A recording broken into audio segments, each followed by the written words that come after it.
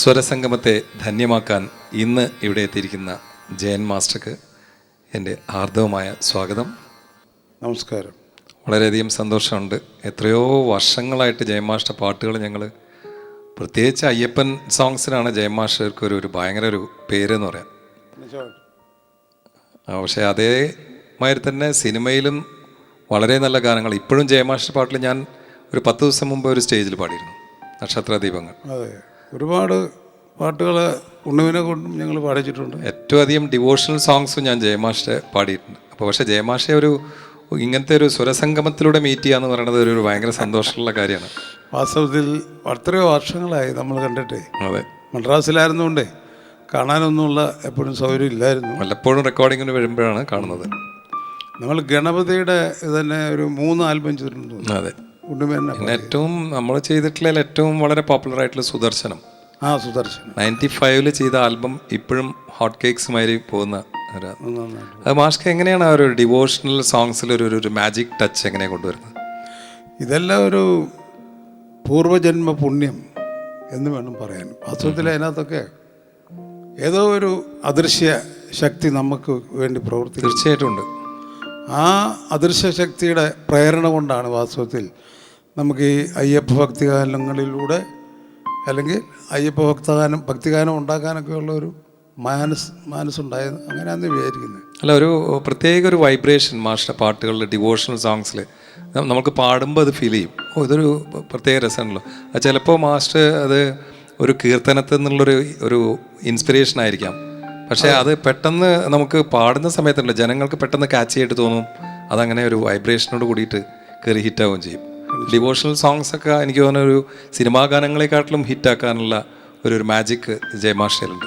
വാസ്തവത്തിൽ HMBക്കാരാണ് ഇതിന് വാസ്തവത്തിൽ ഞങ്ങൾക്ക് വഴി തെളിച്ചു തന്ന ആൾക്കാർ. തുടക്കം പയനിയേഴ്സ് അവരാണ്. കാരണം നമ്മുടെ തങ്കയ്യ ഉണ്ടായിരുന്ന കാലം അദ്ദേഹത്തിന് ഞങ്ങളുടെ പാട്ട് വളരെ ഇഷ്ടപ്പെട്ടു. അദ്ദേഹത്തെ പാടി കേൾപ്പിച്ചു. ശരി.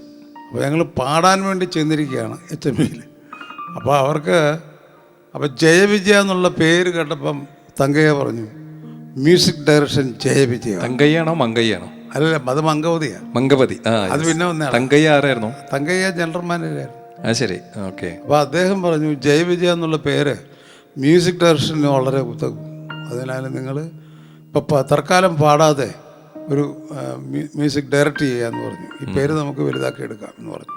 പക്ഷേ അവരതിന് ആദ്യം ഞങ്ങൾക്ക് 2 പാട്ട് തന്നായിരുന്നു പാടാൻ തന്നു. അതിപ്പോൾ ഈ വിനോദ പാട്ടുകളെ കൊച്ചു പിള്ളേർക്ക് വേണ്ടിയുള്ള ഇതില്ലേ, ഉറുമ്പുറുമ്പോ തന്നാന ഉറുമ്പുറുമ്പോ തന്നാന ഉറുമ്പുറുമ്പോ തന്നാന ഉറുമ്പുറുമ്പോ തന്നാന. അതിനകത്ത് ഒരുപാട്. അതാരാ സംഗീതം ഞങ്ങൾ തന്നെ ചെയ്തു. നിങ്ങൾ തന്നെ ചെയ്തു. പക്ഷേ ഇത് പാട്ട് ആദ്യം തുടങ്ങണം എന്നുള്ള ഒരാഗ്രഹത്തിൻ്റെ പേരിൽ അവരാദ്യം ഞങ്ങൾക്ക് തന്ന പാട്ട് ഇതാണ്. പക്ഷേ അത് കഴിഞ്ഞ് പിന്നെ തങ്കയ്യ പറഞ്ഞു, നമുക്ക് വേറെ എന്തെങ്കിലും ആലോചിക്കാം, നിങ്ങൾ മ്യൂസിക് ഡയറക്ഷൻ ചെയ്യും, കുറേ കൂടെ ബെറ്ററായിട്ട് നല്ല പാട്ടുകളൊക്കെ ഇറക്കാം എന്നൊക്കെ. അപ്പോൾ ഞങ്ങൾ വിചാരിച്ചെന്നാൽ പിന്നെ എന്താ ചെയ്യേണ്ടത്. അപ്പോൾ പെട്ടെന്ന് ഞാൻ മുമ്പ് പറഞ്ഞില്ലേ, ഒരു ഈശ്വരാധീനം പോലെ നമ്മുടെ നാക്കിൽ അല്ലെ മൈൻഡിൽ വന്നത് അയ്യപ്പ ഭക്തിഗാനങ്ങൾ ചെയ്യാമെന്നാണ് പറഞ്ഞത്. അത് തങ്കയ്യക്ക് വളരെ ഇഷ്ടപ്പെട്ടു. എന്നാൽ പിന്നെ അതിൻ്റെ വർക്ക് തുടങ്ങാമെന്ന് പറഞ്ഞ് MB ശിവദേവത്തിൽ വിളിച്ചിട്ട്, MB ശിവനെ അറിയുമായിരിക്കുമല്ലോ, അത് നമ്മുടെ പുകഴന്തിയൊക്കെ അമ്മ അറിയാം. അതെ, അദ്ദേഹത്തെ വിളിച്ച് പറഞ്ഞു, ശിവൻ ഒരു 2 പാട്ട് എഴുതണം. അപ്പോൾ അന്ന് ഡിസ്കാണല്ലോ, ഈ കാസറ്റ് ഇറങ്ങുന്ന കാലമല്ല. അപ്പോൾ അതിൽ ഇഷ്ടദൈവമേ സ്വാമി ശരണമയ്യപ്പ എന്ന് പറഞ്ഞ് വരികൾ എഴുതി. അപ്പോൾ അത് ആരെ കൊണ്ട് പാടിക്കണമെന്നുള്ള ഒരു തീരുമാനത്തിലെത്തിയപ്പോൾ അത് പീലിയിലെ കൊണ്ട് പാടിക്കണമെന്ന് പറഞ്ഞു. അപ്പോൾ അന്ന് യേശുദാസ് മുന്നോട്ട് അധികം സിനിമയിലൊന്നും വന്നില്ല. അന്ന് പീലിയിലെ ഏറ്റവും വലിയ ഗായികയായിട്ട് നിൽക്കുകയാണ്. അങ്ങനെ പീലിയിലെ കൊണ്ട് പാടിക്കാനായിട്ട് ആ പാട്ട് ട്യൂൺ ചെയ്തു. അതാണ് തുടക്കം. ഇഷ്ടദൈവമേ സ്വാമി ശരണമയ്യപ്പ ഞാൻ വണങ്ങും ഇഷ്ടദൈവമേ സ്വാമി ശരണമയ്യപ്പ. ഈ പാട്ടായിരുന്നു. അത് വളരെ ഹിറ്റായി. ഭയങ്കര എല്ലാവരും അന്ന് ഡിസ്ക് വാങ്ങിക്കുന്ന കാലമാവേണ്ട എല്ലാവരും ഈ ഡിസ്ക് അവരവരുടെ വീട്ടിൽ വാങ്ങിച്ചു വെക്കും.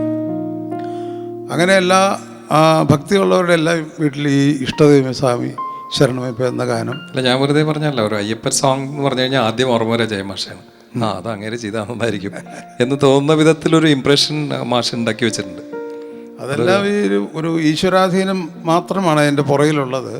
നമുക്ക് അതൊരു പ്രേരണ ശക്തി പോലെ അത് വന്നു ചേരുകയായിരുന്നു. അത് വാസ്തവത്തിൽ അയ്യപ്പൻ്റെ അനുഗ്രഹം തന്നെയാണെന്ന് പറയാം.